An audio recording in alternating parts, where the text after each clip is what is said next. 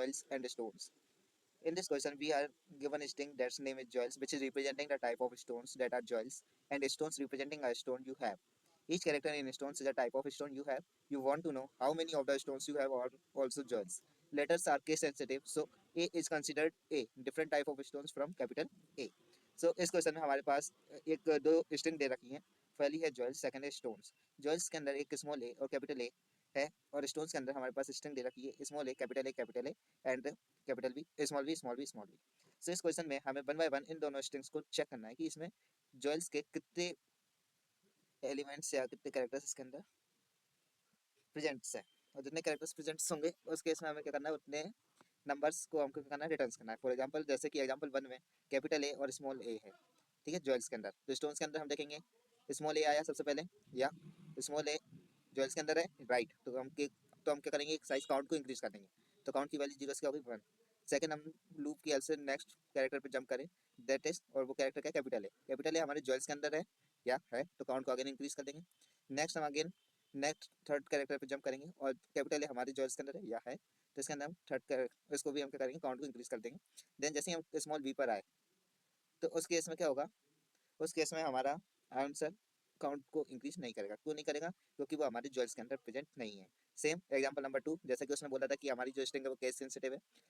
तो ज्वेल्स के अंदर स्मॉल जेड है और स्टोन्स के अंदर कैपिटल जेड है. तो इस केस में अब हम स्टोन्स पे जब हम ट्रेवर्स करेंगे, तो उस कंडीशन में हम चेक करेंगे कि स्मॉल जेड ज्वेल्स के अंदर है लेकिन इसके अंदर कैपिटल जेड है. अब कैपिटल जेड स्मॉल जेड दोनों केस सेंसिटिव की बात कर रहे हैं इसके अंदर, तो दोनों ही डिफरेंट टाइप है. तो इस केस में हमारा जो काउंट है वो इंक्रीज नहीं होगा, काउंट रिमेंस जीरो ही रहेगा, और हम फाइनल आउटपुट जो है जीरो को रिटर्न कर देंगे. तो इसको हम हैश टेबल की हेल्प से सॉल्व कर सकते हैं, हैश सेट की हेल्प से सॉल्व कर सकते हैं. नाउ हम इसकी अप्रोच देखते हैं कैसे इसको सॉल्व करना है. नाउ अब हम इसकी अप्रोच देखते हैं कैसे इसको हमें सॉल्व करना है. तो इस क्वेश्चन में हमारे पास एक क्लास दी हुई है सॉल्यूशन, और हमें मेथड्स जो है पहले से ही बना के दिया हुआ है. नाम ज्वेल्स इन स्टोन्स, कितने ज्वेल्स स्टोन्स के अंदर प्रेजेंट है उसे हमें रिटर्न करना है. तो हमारे पास पैरामीटर्स में एक स्ट्रिंग है ज्वेल्स और दूसरा पैरामीटर है स्ट्रिंग स्टोन्स. तो हम इधर पे सबसे पहले हैश सेट क्रिएट करेंगे. हैश सेट बेसिकली इसलिए क्रिएट किया है क्योंकि ये यूनिक वैल्यूज को स्टोर करता है. फॉर एग्जांपल जैसे ज्वेल्स के अंदर अभी स्मॉल ए और कैपिटल ए है, ऐसा भी हो सकता था कि ज्वेल्स के अंदर हमारे पास क्या आ जाए, small A capital A small A. So इस केस में हमारा, अगर हम और कुछ यूज़ करते तो इस केस में अगर मैप यूज़ कर रहे हैं तो मैप के केस में हमारा एक अकाउंट टू हो जाता है, तो ये हमारे लिए सही नहीं है. अगर हम हैश सेट यूज़ करेंगे तो हमारे हैश टेबल के अंदर सिर्फ एक वन टाइम ही स्मॉल ए और one time he capital A stored होगा. नाउ अब हमने फोर लूप की हेल्प से जितने भी कैरेक्टर्स ज्वेल्स के अंदर थे उसको हमने क्या करा, हैश सेट के अंदर ऐड करा दिया. देन हमने काउंट्स को मैनेज करने के लिए काउंट नाम का वेरिएबल बनाया जो कि इंटीजर टाइप का है, और इंटीजर टाइप का इसलिए बनाया क्योंकि हमें इंटीजर टाइप का ही डेटा रिटर्न करना है. सो अब हम स्टोन्स के ऊपर क्या करेंगे, ट्रेवर्स करना चालू करेंगे. सो हमने इधर एक फोर लूप यूज़ किया स्टोन्स को ट्रेवर्स करने के लिए, और हम चेक कर रहे हैं कि एस यानी एस मतलब जो भी हमारा हैश सेट है वो कंटेन करता है कि नहीं करता. इट मीन्स दैट जब हम जैसे स्टोन्स डॉट कैरेक्टर एट जे की वैल्यू इनिशियल केस में क्या जीरो है. अब जैसे ही हम जीरो वाले कैरेक्टर्स को उठाएंगे स्टोन्स में से, तो क्या है, सबसे पहले स्मॉल है. अब स्मॉल है हमारे हैश सेट के अंदर टू वैल्यूज हैं, एक A and then capital A हमारा ज्वेल्स के अंदर है या है, तो काउंट को हमको कर देना है, इंक्रीज कर देना है. तो काउंट की वैल्यू जीरो से क्या हो गई, अब वन हो गई. देन हमारा लूप आगे बढ़ेगा. अब जे की वैल्यू जीरो से क्या हुई, वन हुई. अब वन होने के बाद अब वन पे हमारा कौन सा कैरेक्टर है, कैपिटल ए.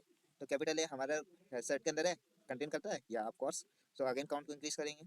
देन हमारा दोबारा से क्या है, कैपिटल ए आया, दोबारा से काउंट को इंक्रीज करना है. अब जैसे ही स्मॉल बी आया, तो स्मॉल बी तो इस सेट के अंदर नहीं है, तो इस केस में हमारा क्या होगा, काउंट इंक्रीज नहीं होगा.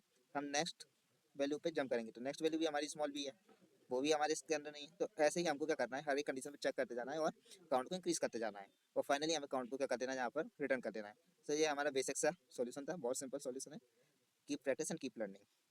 नाउ अब इसको हम रन करते हैं, तो हमारा फाइनल आउटपुट आप देख सकते हैं कि 100% सक्सेसफुल है, और 1 मिली सेकेंड्स में हमने इसको पूरा ही सॉल्व कर दिया. Thank you so much guys, please like and subscribe my video and share. Thank you so much.